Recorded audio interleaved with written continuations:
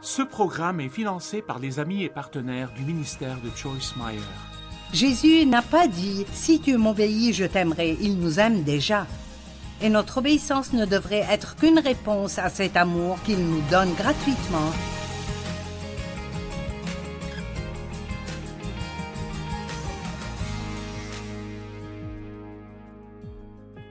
Bienvenue à vivre pleinement votre vie de tous les jours. Et je prie pour que vous appreniez quelque chose aujourd'hui qui changera votre vie. Nous parlons ces jours-ci de ce qui rend un grand homme grand. Tout le monde dirait qu'il veut être un grand homme ou une grande femme de Dieu. Nous ne voulons pas juste être médiocres, nous voulons être grands, mais nos idées de grandeur et ce que Dieu considère comme grand sont peut-être deux choses différentes. Nous basons notre grandeur sur des choses extérieures, comme nos vêtements et qui nous connaissons et quelle est notre carrière et combien d'éducation nous avons. Mais Dieu dit qu'un grand homme est le serviteur de tous les autres, qu'un grand homme sert. Mais j'ai aussi découvert en étudiant que les grands hommes et les grandes femmes de Dieu marchent dans l'obéissance. Donc aujourd'hui, nous allons parler d'obéir à Dieu, être obéissant et servir les autres. Mais nous devons nous assurer que nous n'entendons pas seulement la parole, mais que nous agissons d'après la parole. Parfois, nous pouvons être trompés en pensant que je vais à l'église, j'entends la parole, je connais la parole. Mais ça ne sert à rien si nous n'agissons pas d'après la parole. Maintenant, écoutez, Matthieu 5, 19. Celui donc qui violera l'un de ces plus petits commandements et qui enseignera aux hommes à faire de même sera appelé le plus petit dans le royaume des cieux. Mais celui qui les mettra en pratique et les enseignera aux autres, celui-là sera appelé grand dans le royaume des cieux. J'aime ça. Donc un grand homme marche dans l'obéissance. Non seulement devons-nous marcher dans l'obéissance, mais nous devons apprendre aux autres à faire de même. Et quiconque fait cela est considéré comme grand par Dieu. Notre justice doit dépasser celle des scribes et des pharisiens. Jésus a dit qu'ils parlaient bien, mais n'agissaient pas d'après leurs paroles. Matthieu 5, 20, en effet, je vous le dis, si votre justice ne dépasse pas celle des spécialistes de la loi et des pharisiens, vous n'entrerez pas dans le royaume des cieux. Ils avaient une justice supposée, ils parlaient de toutes les bonnes choses. Mais après avoir dit aux autres ce qu'il fallait faire, Jésus dit qu'ils n'agissaient pas ainsi eux-mêmes. Ils savaient quoi faire, ils disaient aux autres quoi faire, mais ils ne marchaient pas dans l'obéissance à Dieu. Je me demande, si je me demande juste, savez-vous s'il y a quelque chose dans votre vie que Dieu vous a dit de faire ou de ne pas faire et que vous n'avez pas encore fait? Avoir l'intention d'obéir à Dieu n'est pas l'obéissance. Nous n'avons pas obéi à Dieu tant que nous n'avons pas fait ce qu'il nous a demandé de faire. Matthieu 23, alors Jésus dit à la foule et à ses disciples, les spécialistes de la loi et les pharisiens se sont fait les interprètes de Moïse. Tout ce qu'ils vous disent de respecter, faites-le donc, et respectez-le, mais n'agissez pas comme eux, car ils disent et ne font pas. Ils lient des fardeaux pesants et les mettent sur les épaules des hommes, mais ils ne veulent pas les remuer du doigt pour les aider. Ils ne pratiquaient pas ce qu'ils prêchaient. Jésus lui-même s'est humilié pour être un serviteur. Et la Bible amplifiée dit qu'il est devenu extrêmement obéissant, même jusqu'à la mort sur la croix. Nous ne devrions pas simplement viser à être obéissants, mais à être extrêmement obéissants. Nous avons été libérés du légalisme. Nous n'avons pas besoin de suivre chaque petit détail de la loi, mais si je dois choisir un côté ou l'autre, je préfère être un peu... Je ne veux pas être légaliste, mais disons que je préfère aller à cet extrême plutôt que de penser que rien n'a d'importance et que je peux faire ce que je veux. Aujourd'hui, nous vivons sous la grâce, et la grâce est merveilleuse. Mais cela ne veut pas dire que nous pouvons faire ce que nous voulons, parce que nous savons que Dieu pardonne et qu'il est gentil. Philippiens 2, 4 à 10. Au lieu de regarder à vos propres intérêts, regardez aussi à ceux des autres. Nous avons parlé hier d'à quel point il est important de ne pas seulement s'intéresser à ce qui nous intéresse, mais de s'intéresser à ce qui intéresse les autres. Mon fils voyage beaucoup et rencontre beaucoup de nouvelles personnes, car il est toujours à la recherche d'endroits où nous pouvons investir des fonds que nos partenaires donnent pour aider d'autres personnes. Donc il voyage beaucoup ici aux États-Unis, mais aussi à l'étranger, à la recherche de ministères vraiment intègres, honnêtes et droits, mais qui ont besoin de finances pour pouvoir faire ce que Dieu les a appelés à faire. Et nous venons à leur côté. Vous vous associez à nous et nous nous associons à eux pour pouvoir aider les personnes qui souffrent.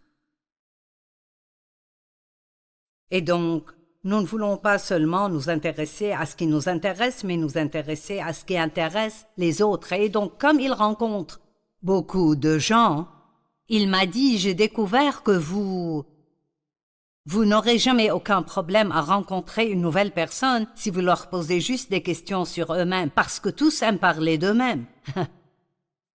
Et c'est vrai, c'est l'une des façons dont vous pouvez être une bénédiction pour les autres. Parlez-moi de vous. Parlez-moi de votre famille. Parlez-moi de vos rêves, de vos désirs. Laissez-les vous dire tout sur eux-mêmes. Que votre attitude soit identique à celle de Jésus-Christ. Lui qui est de condition divine, il n'a pas regardé son égalité avec Dieu comme un butin à préserver, mais il s'est dépouillé lui-même en prenant une condition de serviteur, en devenant semblable aux êtres humains. Reconnu comme un simple homme, il s'est humilié lui-même en faisant preuve d'obéissance jusqu'à la mort, même la mort sur la croix. C'est pourquoi Dieu l'a élevé. J'aime ça. Dieu l'a élevé à la plus haute place. Si vous êtes prêt à aller au plus bas, Dieu vous élèvera au plus haut. Mais si nous essayons de nous élever nous-mêmes, alors Dieu devra nous abaisser. Soyons prêts à faire la moindre petite chose. Ne nous soucions pas de notre réputation ou de si nous allons paraître importants, et laissons Dieu nous promouvoir quand il est prêt à nous promouvoir. C'est aussi pourquoi Dieu l'a élevé à la plus haute place et lui a donné le nom qui est au-dessus de tout nom, afin qu'au nom de Jésus, chacun plie le genou dans le ciel, sur la terre et sous la terre. Jésus était grand parce qu'il gardait les commandements et il enseignait aux autres de le faire. Eh bien, comment votre comportement affecte-t-il les autres? Eh bien, la Bible dit dans Romains 5, 19, « Tout comme par la désobéissance d'un seul homme, beaucoup ont été rendus pécheurs. Beaucoup seront rendus justes par l'obéissance d'un seul. À cause du péché d'Adam, toute l'humanité a hérité d'une nature pécheresse. Mais par la justice de Jésus, tous ceux qui placent leur foi et leur confiance en lui peuvent avoir cette même justice qui leur est imputée en mettant leur foi en lui. Wow! À cause de la désobéissance d'un seul homme, tous sont devenus désobéissants. Grâce à l'obéissance d'un seul homme, tous sont devenus obéissants. Écoutez, vous avez plus de pouvoir que vous ne le pensez.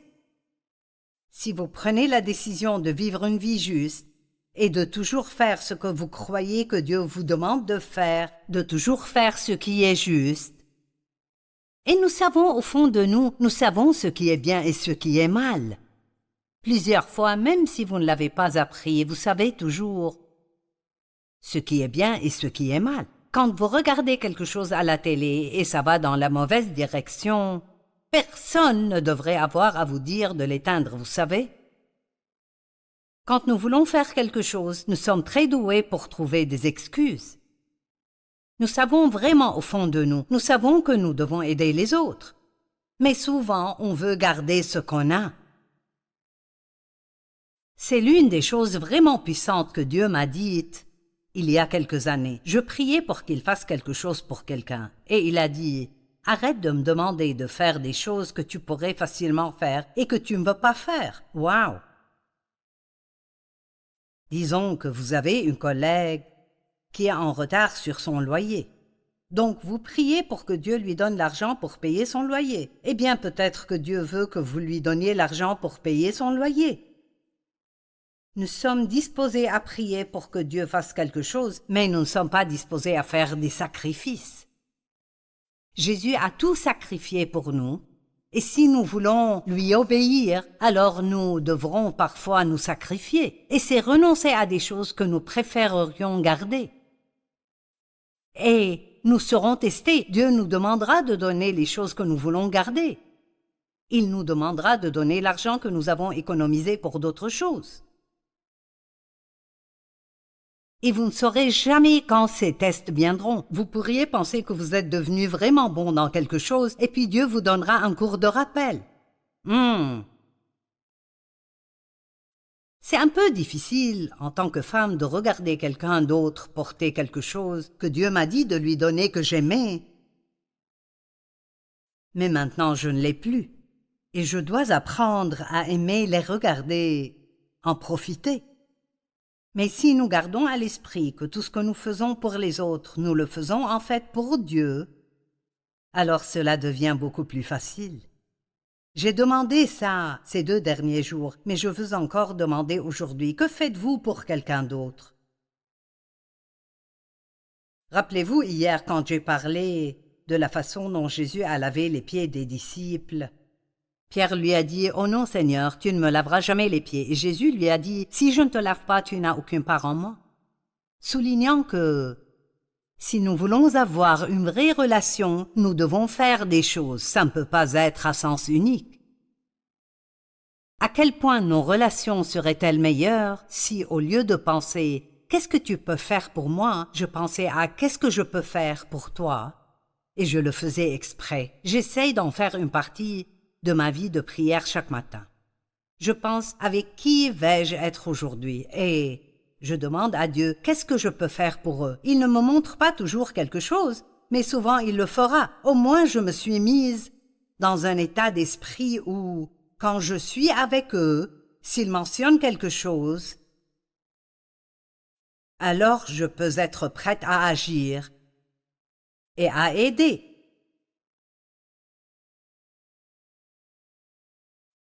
Pensez à l'importance d'une telle chose. Par l'obéissance d'un seul homme, beaucoup ont été rendus justes. Deutéronome 30:19 dit « J'ai mis devant toi la vie et la mort. Choisis la vie afin de vivre toi et ta descendance. Si vous choisissez la vie, cela vous affectera, mais cela affectera aussi tous vos descendants. Mes enfants, chacun à un moment ou à un autre, nous a remerciés, Dave et moi, d'avoir vécu la vie que nous avons vécue et pour les sacrifices que nous avons faits, parce qu'ils ont appris comment se comporter en nous observant. Nos 4 enfants sont intègres. Ils sont tous les 4 honnêtes. Ils aiment tous Dieu et marchent avec lui. Ils ne sont pas parfaits, ils font des erreurs. Mais ils ont appris qu'une marche avec Dieu est plus qu'une simple conversation, que c'est de l'obéissance. J'étais avec l'une de mes filles hier, et il y a eu une petite altercation dans un magasin, et elle s'est fâchée et a dit quelque chose qu'elle n'aurait peut-être pas dû dire. Son mari lui a demandé « Vas-tu t'excuser ?» et elle a dit non. Et plus tard, elle est rentrée à la maison. Et vous savez comment Dieu peut nous pousser. Et donc, je suppose que c'est ce qui s'est passé. Elle s'est excusée auprès de la fille et la fille n'a pas été très aimable à ce sujet. Mais j'ai dit, tu as fait ce que tu es censé faire, le reste est entre elle et Dieu. Vous savez, si vous faites une erreur, repentez-vous rapidement. Retournez voir la personne avec qui vous avez été grossier et dites, je suis désolé. Oui, nous pouvons nous repentir devant Dieu, mais c'est plus facile de se repentir devant l'homme, de dire « Je suis désolé d'avoir fait cela, j'ai eu tort ». J'ai mis devant toi la vie et la mort, choisis la vie afin de vivre. Toi et ta descendance, j'en prends aujourd'hui à témoin contre vous le ciel et la terre. J'ai mis devant toi la vie et la mort, la bénédiction et la malédiction, choisis la vie afin de vivre, toi et ta descendance. L'Ancien Testament parle de bénédiction et de malédiction. Bien-aimés, nous sommes bénis si nous gardons les commandements et maudits si nous ne les gardons pas.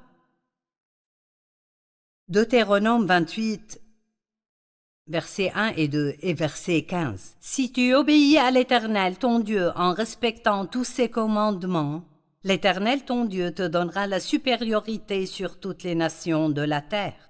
Voici toutes les bénédictions qui se déverseront sur toi et seront ton lot lorsque tu obéiras à l'Éternel. En revanche, si tu n'obéis pas à l'Éternel ton Dieu en respectant tous ses commandements et toutes ses prescriptions, voici toutes les malédictions qui t'atteindront et seront ton lot. Deutéronome 28 parle de la façon dont nous sommes bénis si nous obéissons et maudits si nous ne le faisons pas. Nous ne vivons plus sous la loi de l'Ancien Testament. Chaque fois qu'ils commettaient des erreurs, la seule façon d'obtenir le pardon était non seulement de se repentir, mais ils devaient faire des sacrifices pour payer leurs erreurs. Et alors leurs péchés pouvaient être couverts, mais ils n'étaient jamais enlevés. Ainsi le sentiment de culpabilité était toujours là. Mais Jésus, dans la Nouvelle Alliance, est devenu le seul sacrifice final complet, parfait. Plus aucun sacrifice n'est nécessaire. Maintenant, quand nous péchons, nous nous tournons vers lui. Nous admettons nos péchés, nous confessons nos péchés, et la Bible dit qu'il les pardonne et les enlève. Il ne les couvre pas, il les enlève et les met aussi loin que l'Orient est éloigné de l'Occident et ne s'en souvient plus. Wow! Ce que Dieu a fait pour nous, ce qu'il nous donne, il s'attend à ce que nous soyons prêts à le donner aux autres. À qui devez-vous pardonner, mais vous accumulez toujours de l'amertume envers eux parce que vous pensez qu'ils vous ont traité injustement. L'une des façons dont vous pouvez servir les autres est d'être miséricordieux envers eux, de ne pas les juger ni les critiquer, être patient avec eux. La Bible dit même que nous devons être patients avec les faiblesses des autres. Vous savez, nous avons tous des faiblesses. C'est juste que souvent, dans des domaines où vous êtes peut-être fort, quelqu'un d'autre est faible. Donc, si vous êtes fort dans un domaine, vous jugez quelqu'un qui est faible dans ce domaine. Mais vous devez garder à l'esprit que vous n'avez peut-être pas cette faiblesse, mais que vous avez vos propres faiblesses. Et Dieu merci, il est patient avec nous et il est miséricordieux envers nous et il nous donne la grâce. Nous ne vivons plus dans l'Ancien Testament. Mais nous voulons toujours faire de notre mieux, faire les choses comme il faut dès le départ. Et nous voulons être disposés à pardonner aux autres parce que Dieu est si disposé à nous pardonner. Vous ne pouvez pas obéir à Dieu si vous ne pouvez pas entendre Dieu. Une grande partie des instructions que Dieu nous donne concerne les autres. Lorsque nous n'entendrons pas ce qu'il dit, nous nous détournons rapidement des choses que Dieu a dites à notre cœur. C'est facile quand Dieu met quelque chose sur votre cœur que vous pouvez faire pour quelqu'un d'autre et vous ne voulez pas le faire, de l'oublier. Et ne pas le faire du tout, trouver une excuse pour cela. Nous avons tellement d'excuses. Zacharie 7, 8 à 13, la parole de l'Éternel fut adressée à Zacharie. Voici ce que disait l'Éternel. Rendez la justice conformément à la vérité et agissez l'un envers l'autre avec bonté. N'opprimez pas la veuve et l'orphelin, l'étranger et le pauvre, et ne méditez pas le mal dans votre cœur.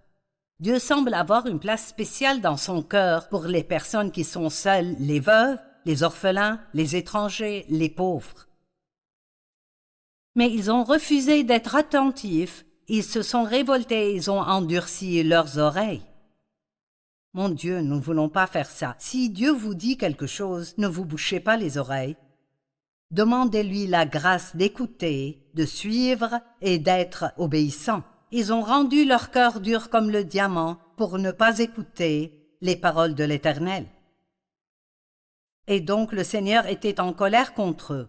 Il a dit, quand j'ai appelé, ils n'ont pas écouté. Donc quand ils appellent, je ne vais pas les écouter. Waouh! De nouveau, je me rends compte que c'est l'Ancien Testament, mais le Nouveau Testament ne supprime pas l'Ancien Testament. Il nous donne la capacité, par l'intermédiaire de l'Esprit Saint, de l'accomplir et de faire ce que Dieu nous demande de faire. Pourquoi Dieu appelle-t-il un homme obéissant un grand homme? Parce que c'est difficile d'être obéissant. Ce n'est pas facile. Dieu ne nous demande pas toujours de faire des choses que nous voulons faire. Je pourrais même dire la plupart du temps, il nous demande de faire des choses que nous ne voulons pas faire. Des choses difficiles à faire. Voilà un petit aperçu de ce que la bénédiction et les malédictions donnent. L'obéissance donne la bénédiction, l'abondance, l'invincibilité, vous ne pouvez pas être vaincu, l'approvisionnement divin. Et Dieu exaltera l'obéissant, il vous élèvera. Mais la désobéissance donne toutes sortes d'amertume et toutes sortes de manques partout où nous regardons et envoie des misères, des adversités, le désespoir, la captivité, la déception, la pauvreté, la destruction, la solitude et l'oppression. Je préférerais être obéissante à Dieu plutôt que d'être désobéissante. Si vous voulez les récompenses de l'obéissance, alors faites le travail d'être obéissant. C'est une chose sérieuse dont nous parlons aujourd'hui. Tant de chrétiens vivent aujourd'hui une vie médiocre et une vie compromettante. Ils vont à l'église, ils peuvent avoir un autocollant sur leur voiture, ils peuvent même lire un peu de leur Bible chaque jour, mais c'est « Êtes-vous obéissant à ce que la parole dit ?» Et n'utilisez pas l'excuse « tout le monde le fait ». Vous n'êtes pas tout le monde et je ne suis pas tout le monde. Chacun de nous rendra compte de lui-même à Dieu. Je ne répondrai pas de ce que fait Dave, de ce que font mes enfants ou de ce que font mes amis. Je ne répondrai que de ce que je fais et vous ne répondrez que de ce que vous faites. Je vous demande aujourd'hui s'il y a un domaine de désobéissance dans votre vie et vous le savez. Allez vers Dieu, repentez-vous et demandez-lui la grâce et l'aide de l'Esprit Saint pour faire ce que Dieu vous demande de faire. Il y a un passage qui revient fréquemment dans mon cœur et mon esprit et c'est un passage si simple. Jean 14, 15, Jésus a dit « Si vous m'aimez vraiment, respectez mes commandements. » Wow! Si vous m'aimez vraiment, respectez mes commandements. Vous savez combien c'est facile de dire « Seigneur, je t'aime ». Mais le vrai test est si nous faisons ou nous ne faisons pas ce que nous savons que Dieu nous demande de faire. Si je suis en colère contre quelqu'un et je sais que je dois lui pardonner, suis-je prêt à lui pardonner ou est-ce que je trouve des excuses pour ne pas le faire? Une excuse n'est qu'une raison bourrée de mensonges. Nous pouvons donner des excuses, mais cela ne nous excuse pas devant Dieu. Si j'ai vraiment du mal à faire que mes émotions acceptent de faire ce que Dieu veut que je fasse, ma décision de soumettre ma volonté à la volonté de Dieu et de faire ce que Dieu veut que je fasse, prouve que je l'aime. Jésus n'a pas dit « Si tu m'obéis, je t'aimerai ». Il nous aime déjà. Et notre obéissance ne devrait être qu'une réponse à cet amour qu'il nous donne gratuitement et qui s'est déversé sur nous quand il est monté sur cette croix. Les vrais grands hommes et femmes de Dieu sont obéissants.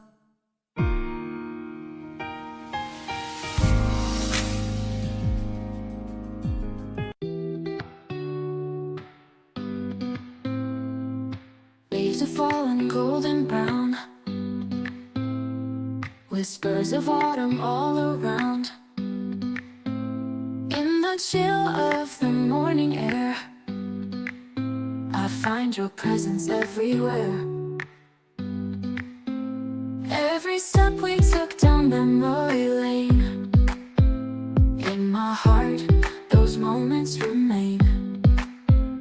Autumn memories in the air, with every breath I feel you there. The colors of our love so true, in every shade I see you. Autumn memories, a timeless blend, in the season where our hearts ascend. Underneath the old oak tree, you and I, just you and me.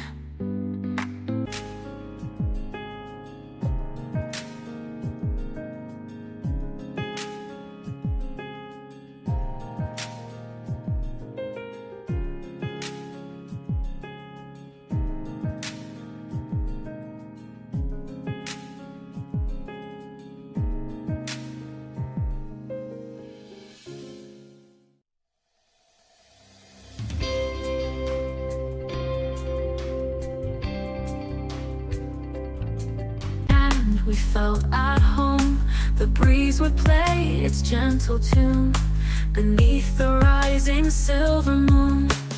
Through the fields of amber and gold, stories of our love unfold.